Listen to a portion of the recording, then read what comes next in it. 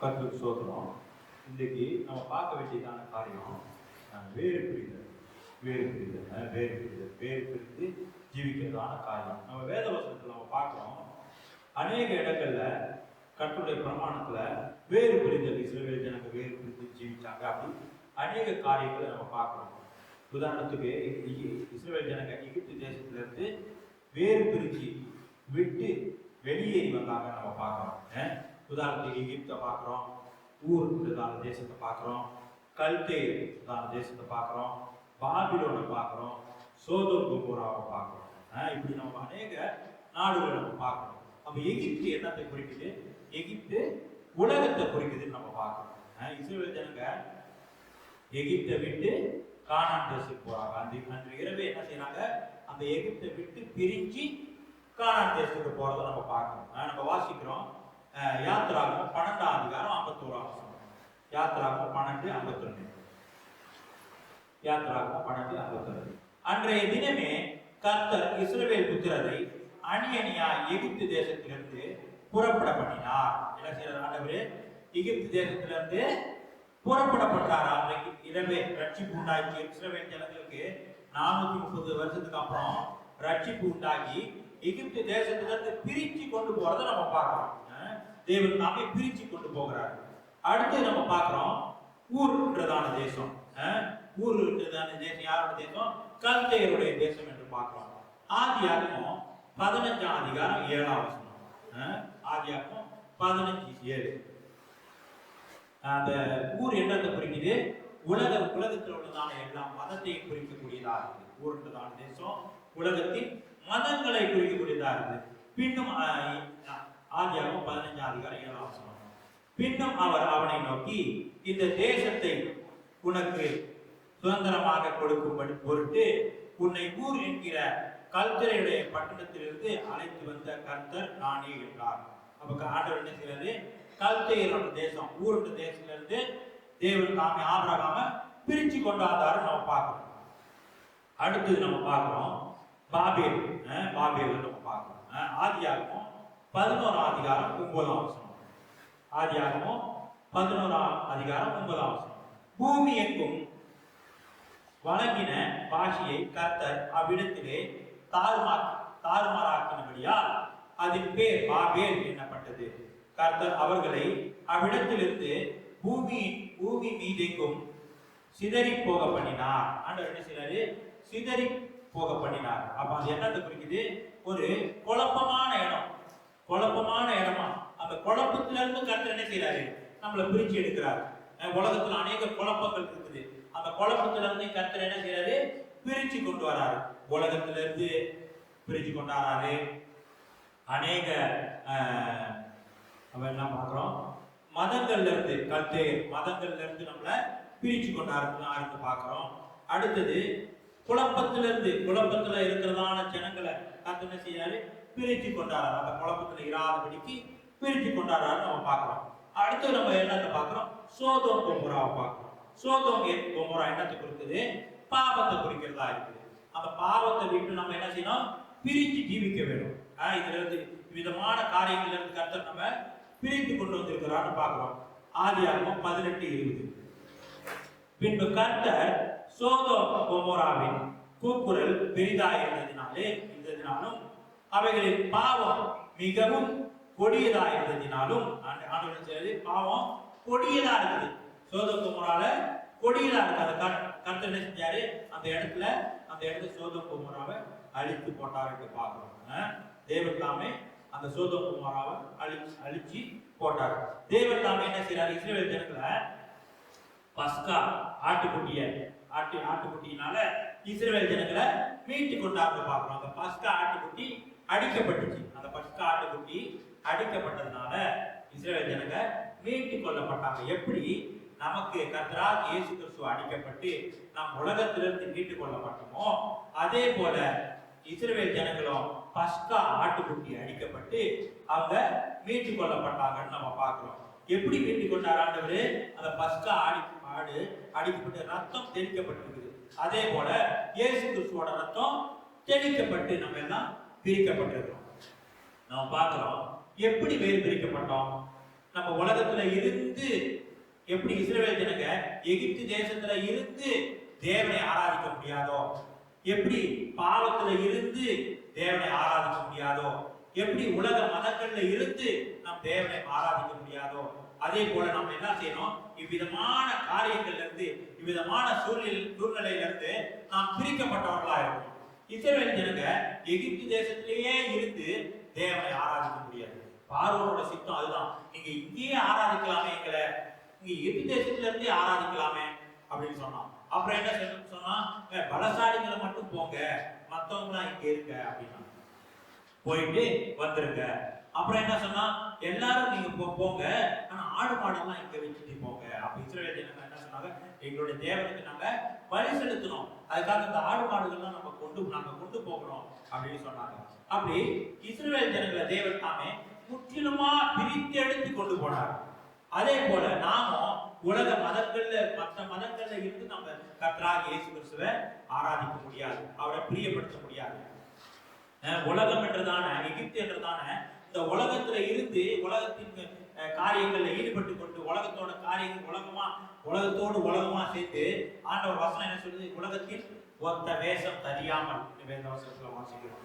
உலகத்தோடு ஐக்கியப்பட்டு இருந்து தேவனை பிரியப்படுத்த நம்மளால கூடாத காரியம். அதான் ஆண்டவர் சொல்றாரு, ஒரே ஊற்று தண்ணியில இருந்து இனிப்பும் தித்திப்புமான நீர் சுரக்குமா? ஒருவேளை இனிப்பா இருந்தா அது இனிப்பா இருக்கும், கசப்பா இருந்தா கசப்பா இருக்கும். ஒரே ஊற்று தண்ணியில இருந்து இனிப்பும் தித்திப்புமான நீர் சுரக்காது. அதே போல ரெண்டு எஜமானுக்கு நம்ம ஊழியம் செய்ய முடியாது. ஒன்று பிசாசுக்கு ஊழியம் செய்யணும், இல்லாட்டி தேவனுக்கு ஊழியம் செய்யணும். அப்ப நம்ம இந்த இடங்கள்ல எல்லாம் இருந்து பிரித்து எடுக்கப்படக்கூடியவர்களா இருக்கணும். பிரித்து எடுக்கப்பட்டவர்களா நம்ம இருக்கணும். இந்த உலகத்துல முதலாவது உலகத்துல இருந்து பிரிக்கப்பட்டிருக்கிறோம், பாவத்திலிருந்து பிரிக்கப்பட்டிருக்கிறோம், உலக மதங்கள்ல இருந்து பிரிக்கப்பட்டிருக்கிறோம், உலக பேஷன் உலகத்தோட காரியங்கள். உலகத்துல இன்னைக்கு ஒரு பேஷன் வந்துருச்சுன்னா அந்த பேஷனை அப்படியே ஃபாலோ பண்றது. எப்படி இன்னைக்கு பார்த்தா ஒருத்தன் தோடு வலது காலில் ஒரு தோடு போட்டிருப்பான். அப்ப ரட்சிக்கப்பட்ட பிள்ளைங்க வாலிப பிள்ளைங்க பார்க்குது, ஓ தோடு போட்டிருக்கிறான், நம்ம தோடு போட்டுக்குவோம். அப்ப இன்னும் கொஞ்ச நாள் கழிச்சு உலகத்துல இன்னொரு பேஷன் வரும், பீச்சை தோடு பக்கத்துலயும் ஒரு தோடு குத்திக்கிறதான ஒரு பேஷன் வரும், அலங்காரம் வரும். அப்ப அங்கேயும் அதையும் பார்த்து போட்டுக்கிறது. அப்புறம் என்ன செய்வாங்க, ஒரு பக்கம் நீட்டு கால் சொல்லுவாரு, ஒரு பக்கம் கட்ட கால், அந்த மாதிரி ஒரு பேஷன் வரும். இது உலகத்துல பேஷன் மாறிக்கிட்டே போகும். நம்ம உலகத்தை பார்த்து நம்ம நடக்கக்கூடாது, தேவனுடைய ராஜ்யத்தை நோக்கி நடக்கக்கூடியவர்களா இருக்கணும். இயேசு என்ன சொல்றாரு, நானே வழியும் சத்தியமும் ஜீவனுமா இருக்கிறேன் அப்படின்னு. நம்ம உலகத்தோடு நம்ம ஐக்கியப்பட்டிருந்தோம்னா உலகத்தோட காரியங்கள் தான் நம்ம செய்ய ஆரம்பிப்போம், உலகத்தை தான் பிரியப்படுத்த ஆரம்பிப்போம். அதனாலதான் ஆண்டவர் என்ன செய்யறாரு, அன்று ராத்திரியே இஸ்ரவேல் ஜனங்களை எகிப்து தேசத்திலிருந்து பிரித்து கொண்டு வரதை பார்க்கிறோம். அதே போல நாம் என்றைக்கு இப்ப அந்த பஸ்கா ஆட்டுக்குட்டியாகி கர்த்தராகிய இயேசு கிறிஸ்து நமக்காக அடிக்கப்பட்டாரோ, என்றைக்கு நம்ம ரட்சித்தாரோ அன்றைக்கு நம்ம உலகத்திலிருந்து பிரித்து எடுக்கப்பட்டவர்களா இருக்கணும். உலகத்திலிருந்து நாம் பிரித்து எடுக்கப்பட்டவர்களா இருக்கணும். அதான் தேவனோட சித்தமா இருக்குது. நம்ம வாசிக்கிறோம் சங்கீதம் 51:7. நீர் என்னை ஈசோப்பினால் சுத்திகரியும், அப்பொழுது நான் சுத்தமாவேன். என்னை கல்வி அருளும், அப்பொழுது நான் உறைந்த மலை போல் வெண்மையாவேன். அப்ப ஆண்டவர் என்ன செய்யறாரு, அந்த பஸ்கா ஆட்டுக்குட்டி அடிக்கப்பட்டுச்சு, கர்த்தராகிய இயேசு கிறிஸ்து அடிக்கப்பட்டார். அந்த அடிக்கப்பட்ட பிறகு தேவன் என்ன செய்யறாரு, நம்மள கழுவி ஈசோப்பினால கழுவி சுத்திகரித்து நம்மளை கொண்டு வராரு. நம்ம பார்க்கிறோம், தேவன் இஸ்ரவேல் ஜனங்களை கொண்டு வந்து விடுதலையாக்கினாரு. விடுதலையாக்கி அங்கேயே விட முடியுமா? முடியாது. விடுதலையாக்கி கொண்டு வரணும். விடுதலையாக்கி நம்ம தேவனோட சித்தம் இல்ல, விடுதலையாக்கி அங்கே விட்டுட்டு வர்றது தேவனோட சித்தம் இல்ல. விடுதலையாக்கி கொண்டு வரணும், ஒரு நல்ல நிலவரத்துக்கு கொண்டு வரணும். எது தேவனுடைய நோக்கமோ அந்த நோக்கத்தின்படி உருவாக்கி கொண்டு வரணும். அதான் தேவனோட நோக்கமா இருக்குது. தேவன் வந்து அத விடுதலையாக்கிட்டாரு. பஸ்கா ஆட்டுக்குட்டி அடிக்கப்பட்டுச்சு, ரத்தத்தினால கல்வி சுத்திகரிச்சுட்டாரு. சுத்திகரிச்சு விட்டுட்டு அப்படியே வந்துருவாரா? அது தேவனோட சித்தம் இல்லை. தேவன் என்ன செய்யறாரு, அடிக்கப்பட்டதான ரத்தத்தினால ஜனங்களை கல்வி சுத்திகரிச்சு வழி நடத்தி கொண்டு வர்ற தேவனா இருக்கிறார். நம்ம பார்க்கணும். அவர் மீட்பு நம்மளுக்கு ஒரு மீட்பை தந்திருக்கிறார். மீட்பை அவரு தந்திருக்கிறார்னு பார்க்கிறோம். அவர் ரத்தத்தினால நம்ம கழுவி சுத்திகரிச்சிருக்கிறார். நம்ம இன்னும் உலக வேஷத்துக்கு ஒத்த வேஷத்தை தெரியாமல் வேதத்துல வாசிக்கிறோம். உலகத்துல இப்படிதான் புதிதான ஃபேஷன் வரும், அலங்காரம் வரும். ஆனா அந்த அலங்காரத்துக்கு பின்னாலேயே நம்ம போக முடியாது. தேவன் எந்த நோக்கத்துக்கு நம்ம தெரிந்து கொண்டாரோ, நம்ம உலகத்துல பிசாசுக்கு அடிமைகளாயிருக்கும், பாவத்துக்கு அடிமையாயிருக்கும், பலவிதமான மதங்களுக்கு அடிமைகளாயிருக்கும், பலவிதமான சூழ்நிலையில பலவிதமான காரியங்களுக்கு அடிமைகளாயிருக்கும். இந்த எல்லா அடிமைத்தனத்துல இருந்து தான் கர்த்தர் என்ன செய்யறாரு, நம்மளை பிரித்து எடுக்கிறாரு. நம்ம பார்க்கிறோம், நம்ம என்ன செய்யறாரு, பிரித்து எடுக்கிறார் கர்த்தர். அப்ப அந்த பிரித்து எடுக்கிறாருன்னா நம்ம இன்னும் உலகத்திலேயே எகிப்து தேசத்திலே இருந்தா கர்த்தர் நம்மை ஆசீர்வதிக்க முடியுமா? அநேகர் பார்க்கிற கிறிஸ்தவங்க இன்னும் அந்த எகிப்து தேசத்துல இருந்து தான் தேவன் என்னை ஆசீர்வதிப்பாரா, தேவன் என்ன ஆசீர்வதிப்பாரா, நான் இங்கே இருக்கேன், எகிப்து தேசத்திலே இருக்கிறேன், ஆனா தேவன் என்ன ஆசீர்வதிக்கணும் அப்படின்னு ஜெபிக்கிறத நம்ம பார்க்கணும். தேவன் எகிப்து தேசத்துல இருந்தா நம்மை ஆசீர்வதிக்க முடியாது. நம்ம அதுல இருந்து எகிப்து தேசத்துல இருந்து வெளியாகும்.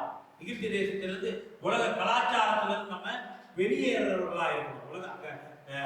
எகிப்து தேசத்திலே இருக்கக்கூடாது. நம்ம எகிப்து தேசத்துல இருந்து வெளியாகும். அதே போல நம்ம இந்த உலகத்துல இருந்தோம், உலகத்தோட வேஷத்தை தெரிஞ்சு கொண்டிருந்தோம், உலகத்தோட வேஷத்தை தெரிந்து கொண்டிருந்தோம். இப்ப தேவன் பிரித்து எடுத்த பிரகாரம் நம்ம என்ன செய்யறோம், கிறிஸ்துவின் வேஷத்தை தரித்து கொள்ளணும், கிறிஸ்துவின் சாயலை தரித்து கொள்ளவர்களா இருக்கிறோம். அதான் ஆண்டவர் சொல்றாரு, கிறிஸ்துவின் சாயலை தரித்து கொண்டிருக்கிறோம். நீங்கள் தரித்தவர்களா இருந்தால் நிர்வாணிகளா இருக்க மாட்டீர்கள். அப்ப கிறிஸ்துவோட நாம் தரித்து கொள்ளணும். உலக சாயலை விட்டு இயேசு கிறிஸ்துவோட சாயலை நாம் அணிந்து கொண்டவர்களா இருக்கணும். தேவன் அதற்காக தான் நம்மள தெரிந்து கொண்டிருக்கிறார்னு பார்க்கிறோம். அநேக காரியம் பாவத்துல இருந்தும் நம்ம என்ன செய்ய முடியாது, தேவனை பிரியப்படுத்த முடியாது. உலகத்துல இருந்தும் நாம் தேவனை பிரியப்படுத்த முடியாது. இன்னும் அநேக காரியங்கள்ல உலகத்துல ஈடுபட்டு கொண்டு நம்ம தேவனை பிரியப்படுத்த முடியாது. தேவன் எதற்காக நம்மை தெரிந்து கொண்டாரோ அந்த நோக்கத்தை அறிந்தவர்களா இருக்கணும். நம்ம பார்க்கிறோம், பார்வோன் என்ன செஞ்சான், ரொம்ப தூரம் போவாதீங்க, இங்கேயே தேவனை ஆராதிங்க, ரொம்ப தூரம் போவாதீங்க, உங்களுக்கு கஷ்டமா இருக்கும், நீங்க கொஞ்சம் தூரம் போய் தேவனை ஆராய்ச்சி வந்திருக்கணும். அப்புறம் பலசாலிகள் மட்டும் போட்டோம், பலன் இல்லாதவங்க இங்கே இருக்க அப்படின்னு சொன்னோம் பார்வோன். அப்படி இப்படிதான் என்ன செய்யறான், பிசாசானம தடை பண்ணி கொண்டு இருக்கிறான். நம்ம ஆவிக்குரிய ஜீவிதத்துல முன்னேறி செல்லாம தேவன் நியமித்ததான ஓட்டத்துல ஓடாதபடிக்கு தேவன் என்னத்துக்கு நம்மை அழைத்தாரோ அந்த அழைப்பின் முகாந்திரத்தை அறியாமல் ஜீவிக்கும்படியா ஒரு பாதையில போட ஒரு கலக்கம் உள்ள வாழ்க்கை. அந்த கலக்கத்திலிருந்து கர்த்தர் என்ன செஞ்சாரு, நமக்கு விடுதலை கொடுத்தாரு.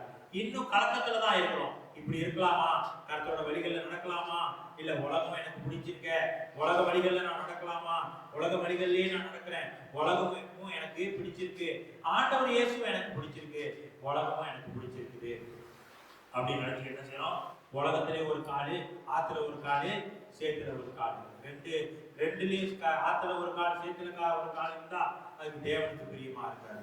தேவன் நமக்கு சுய சித்தத்தை கொடுத்திருக்கிறார். தேவன் நமக்கு சுய சித்தத்தை கொடுத்திருக்கிறார். ஆதாம் ஏவாளுக்கு ஆண்டவர் சொல்லல, நீ அந்த நன்மை தீமை அறியத்தக்க கனியை புசிக்க மாட்டேன்னு சொல்லு, புசிக்கவே மாட்டேன்னு சொல்லல ஆண்டவர், நீ புசிக்க கூடாதுன்னு தான் சொன்னாரு. அது நாம் நன்மை தீமை அறியத்தக்க கனியை நீ புசிக்கவே மாட்டேன் அப்படின்னு சொல்லல, நீ புசிக்க கூடாதுன்னு தான் சொன்னாரு. அதனால ஆதாம் ஏவாளும் அந்த நன்மை தீமை அறியத்தக்க கனியை புசிக்க முடியும். நன்மை தீமை அறியத்தக்க கனியை ஆதாம் ஏவாளும் புசிக்க முடியும். அவங்களுக்கு சுய சித்தம் கொடுக்கப்பட்டிருக்குது. அவங்க தேவனுக்கு கீழ்ப்படுத்தி அந்த நன்மை தீமை அறியத்தக்க கனியை புசிக்காம இருக்கலாம். பிசாசுக்கு கீழ்ப்படுத்தி அந்த நன்மை தீமை அறியத்தக்க கனியை புசிக்கலாம். அது அவங்களுக்கு சுய சித்தம், சுய சித்தத்தை கர்த்தர் கொடுத்திருக்கிறார். ஆனா அவங்க என்ன செஞ்சாங்க, பிசாசுக்கு கீழ்ப்படுத்தி அந்த நன்மை தீமை அறியத்தக்க கனியை புசிச்சாங்க. ஆனா ஆண்டவர் அந்த நேரத்துல போய் கையை பிடிச்சி, ஐயோ இதை நீ புசிக்க கூடாது இந்த பழத்தை அப்படின்னு கையை பிடிக்கல, ஆண்டவர் விட்டுட்டாரு. ஏன்னா சுய சித்தம். அதனால அந்த சுய சித்தத்தின்படி செஞ்சு பிசாசுக்கு கீழ்ப்படுத்தி நடந்தாங்கன்னு பார்க்கணும். அப்ப நம்ம இந்த காரியத்துல என்னத்தை நம்ம தெரிஞ்சுக்கணும்னா, அவங்க பாருங்க, அவங்க பிசாசுக்கு கீழ்ப்படுத்தி அந்த நன்மை தீமை அறியத்தக்க கனியை புசிச்சாங்க. இல்லாட்டி தேவனுக்கு கீழ்ப்படிச்சு அந்த நன்மை தீமை அறியத்தக்க கனியை புசியாம இருக்கலாம். ஒன்று பிசாசுக்கு கீழ்ப்படிச்சா கீழ்ப்படிச்சதுதான். பிசாசுக்கும் இந்த விஷயத்துல பிசாசுக்கும் கீழ்ப்படுகிறேன் தேவனுக்கும் கீழ்ப்படுகிறேன் பழிய முடியுமா? முடியவே முடியாது. ஒன்று பிசாசுக்கு கீழ்ப்படிச்சா பிசாசோட கிரியைகளை நடப்பிக்கிறோம். தேவனுக்கு கீழ்ப்படிச்சா தேவனுடைய கிரியைகளை நடப்பிக்கிறோம். இதுல நான் தேவனுக்கும் பிரியமா இருப்பேன் பிசாசுக்கும் பிரியமா இருப்பேன்னு சொல்ல முடியாது. நம்ம உலகத்துல ஒட்டி ஜீவிச்சா அது பிசாசின் வழி. ஆண்டவர் ரெண்டு வழியை நம்ம கொடுத்திருக்கிறார். ஒண்ணு கர்த்தரோட வழிகள்ல நடந்து கர்த்தருக்கு பிரியமா ஜீவிக்கிறது. இன்னொரு வழி பிசாசுக்கு கீழ்ப்படிஞ்சு பிசாசின் வழியில நடக்கிறது. நம்ம இன்னும் உலக வேஷத்தை தரித்து கொண்டு உலக பாவங்கள்ல உலக வழிபாடுகள்ல நாம் ஜீவிச்சு கொண்டிருந்தா அது பிசாசு தான் நம்ம பிரியப்படுத்தணும். ஒருவேளை நம்ம சபைக்கு வாரம் வாரம் வரலாம், ஆராதிக்கலாம், தேவனை ஆராதிக்கலாம், பாட்டு படிக்கலாம், எல்லா வேணாலும் செய்யலாம். வாரம் வாரம் சபைக்கு வந்துடலாம், பாட்டு படிக்கலாம், கிட்டார் வாசிக்கலாம், என்ன வேணாலும் செய்யலாம். ஆனா உலகத்தை நேசிச்சு உலகத்தின் பின்னால போய்கிட்டு இருந்தாக்கா நாம் தேவனை பிரியப்படுத்துறவர்கள. சபைக்கு வந்தாலும் நம்ம தேவனை பிரியப்படுத்தல. தேவன் என்ன செய்யறாரு? அந்த எகிப்து தேசத்துல இருந்து வெளியே வர நம்மளை கூப்பிடுறாரு. எகிப்து தேசத்துல இருந்து வெளியே வர, உலகத்துல இருந்து வெளியே வந்து தேவனை ஆராதிக்கணும். ஆனா இன்னும் உலகத்திலேயே இருந்து பிசாசை பிரியப்படுத்திக்கிட்டே நான் தேவனை பிரியப்படுத்த வேண்டாம், அது கூடாத காரியம். ஒன்று ஆதாமியவாறு தேவனுக்கு கீழ்ப்படுத்தி அந்த கனியை புசிக்காம இருந்திருக்கலாம். ஆனா அவங்க புசிச்சபடினால என்ன செஞ்சாங்க? அவங்க தேவன சமூகத்துல தான் இருக்கிறாங்க. தேவன் கட்டளை ஏதேன் தோட்டத்துக்குள்ளதான் இருக்கிறாங்க. அந்த சபைக்குள்ளதான் இருக்கிறாங்க. சபையில தான் ஆராதனை கர்த்தருடைய வார்த்தையை கேட்டுக்கிட்டு இருக்கிறாங்க. ஆனா அவங்க யாரை பிரியப்படுத்திக்கிட்டு இருக்கிறாங்க? பிசாசை பிரியப்படுத்திக்கிட்டு இருக்கிறாங்க. பிசாசு என்ன சொல்றான்? அந்த பழத்தை புசி, அந்த பழத்தை புசினா நீ தேவர்களை போல ஆயிடுவ, உன் கண்ணு திறக்கப்படும் அப்படின்னு சொல்றான். உடனே பிசாசோட வார்த்தைக்கு செவி கொடுத்து என்ன செய்றாங்க? அதை சாப்பிட்டாங்க. அப்ப நம்ம என்னத்தை பார்க்கிறோம்? நம்மளும் இந்த ஆவிக்குரிய ஜீவிதத்துல இந்த புதிய ஏற்பாட்டு காலத்துல தேவன் நமக்கு என்ன சொல்றாரு? உலகத்தை விட்டு வெளியே வா, உலகத்தை விட்டு வெளியே வா, சோதம் குமோராவை விட்டு வெளியே வா, ஊருக்கான தேசத்தை விட்டு வெளியே வா, அந்த பாபியல் கோபுரத்துல இருந்து விட்டு வெளியே வா அப்படின்னு சொல்றாங்க. ஆனா நம்ம அங்கேயே இருந்தோம்னா, அந்த குழப்பத்துல இருந்து அங்கேயே இருந்தோம்னா, சோதம் குமோரா என்ற பாவத்துக்குள்ள ஜீவிச்சுக்கிட்டு தேவனை பிரியப்படுத்தணும்னு நினைச்சாக்கா, இல்ல உலக வேஷத்துல இருந்துகிட்டே நாம் தேவனை பிரியப்படுத்தணும் அப்படின்னு நினைச்சா அதெல்லாம் கூடாத காரியம்.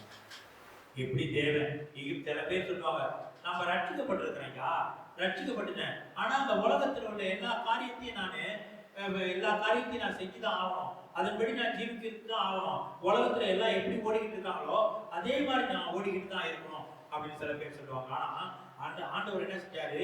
அந்தகார இருளில்தான் நம்மை ஆச்சரியமான ஒளிக்கும் அன்பின் குமாரன் ராஜ்யத்துக்கு உட்படுத்தி வச்சிருக்கிறார். நம்ம உலகத்துல இருந்த முன்பு, ஆனா அந்த உலகத்துல இருந்து பிரித்து கொண்டு வந்து அன்பின் குமாரனோட ராஜ்யத்துக்குள்ள நம்ம வைத்திருக்கிறார். இப்ப நம்ம உலகத்தை விட்டு வெளியே போனாதான் அந்த அன்பின் குமாரனோட ராஜ்யத்தை பார்க்க முடியும். நம்ம உலகத்தை விட்டு வெளியே வரலன்னா அன்பின் குமாரனோட ராஜ்யத்துக்குள்ள போக முடியாது. உலகம் ஒரு எழுத்தின் பிரகாரம் ஒரு இடமா இருக்குது, ஒரு அந்த சூழ்நிலையா இருக்கு, ஒரு வாழ்க்கையா இருக்குது. அதே போல அன்பின் குமாரனோட ராஜ்யம் அது ஆவிக்குரியதா இருக்குது. அது ஒரு வாழ்க்கை, அது ஒரு பிராக்டிஸ், அது ஒரு தேவனை பிரியப்படுத்துறதான ராஜ்யமா இருக்குது. நம்ம என்றைக்கு உலகத்தை விட்டு வெளியாகிறோமோ அன்றைக்கு தான் அன்பின் குமாரனோட ராஜ்யத்துக்குள்ளாக போக முடியும். நம்ம தேவனை விட்டு அந்த உலகத்தை விட்டு வெளியேற, பாபேலை விட்டு வெளியாகல, சோதம் குமோரா என்ற பாவத்தை விட்டு வெளியாகல, ஊர் என்றதான பலவித கலாச்சாரம், பலவித மதங்கள், பலவிதமான கலாச்சாரம், பலவிதமான கலாச்சாரத்தை இன்னும் கிறிஸ்துவுக்குள்ள இருந்து செஞ்சுட்டு இருப்பாங்க. கேட்டா அவங்களுக்கு அதுக்கு என்ன செய்வாங்க? அதுக்கு ஒரு விளக்கத்தை காப்பிப்பாங்க. நாங்க இதை செய்யறோம், இது நம்மளோட பண்பாடு, நம்ம முன்னோர்கள் செஞ்சதான காரியம், அதனால இதெல்லாம் நம்ம தொடர்ந்து செஞ்சுக்கிட்டு தான் இருக்கணும். தேவனுக்கு செய்யறத தேவனுக்கு செய்வோம். நம்ம கலாச்சாரம், நம்ம கலாச்சாரத்தின்படி, நம்ம மதத்தின்படி, நம்ம முன்னோர்களின் படி நம்ம இதையே செஞ்சு ஆகணும்னு சொல்லி என்ன சொல்லுவாங்க? அதுக்கு ஒரு விளக்கத்தை சொல்லுவாங்க. இதுல எல்லாத்துல இருந்து தான் தேவன் என்ன செஞ்சிருக்கிறாரு? நம்ம பிரிச்சு கொண்டாந்துட்டாரு.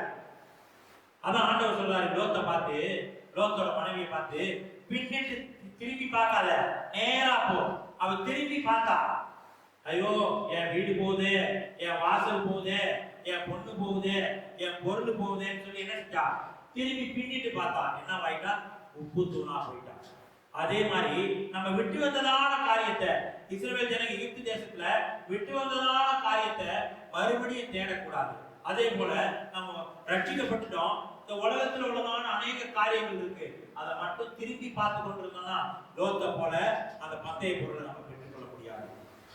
ஏன் வேத வசனத்தை வாசிக்கிறோம். அப்போஸ்தலர் பவுல் சொல்றாரு, பந்தய பொருளை பெற்றுக்கொள்ளத்தக்கதாக ஓடுங்க. பந்தய பொருள் என்ன செய்யணுமா? பெற்றுக்கொள்ளத்தக்கதாக ஓடணும். அதை பிடித்துக்கொண்டு, அவர் சொல்றாரு, நான் பிடித்துக்கொண்டேன் என்று எண்ணுகிறது இல்லை, பின்னானவைகளை மறந்து முன்னானவைகளை நாடுகிறேன் சொல்றாரு. அப்ப நம்ம தேவன் என்னத்துக்கு அழைத்திருக்கிறாரு? இந்த உலகத்துல எல்லா காரியங்களையும் விட்டு பிரிஞ்சு ஜீவிக்கணும். வேறு புரிதலின் ஜீவியம் தேவன் நம்ம வேறு புரிதல் ஜீவன் செய்யும்படியா தேவன் தாமே நம்மை அழைத்திருக்கிறார். நம் கர்த்தருக்கு நம்முடைய வாழ்க்கையை ஒப்பு கொடுப்போம், வழிகளை கர்த்தருக்கு ஒப்பு கொடுப்போம், எல்லாவற்றையும் கர்த்தர் பார்த்துக் கொள்வார். கர்த்தருக்கு சோதரம்.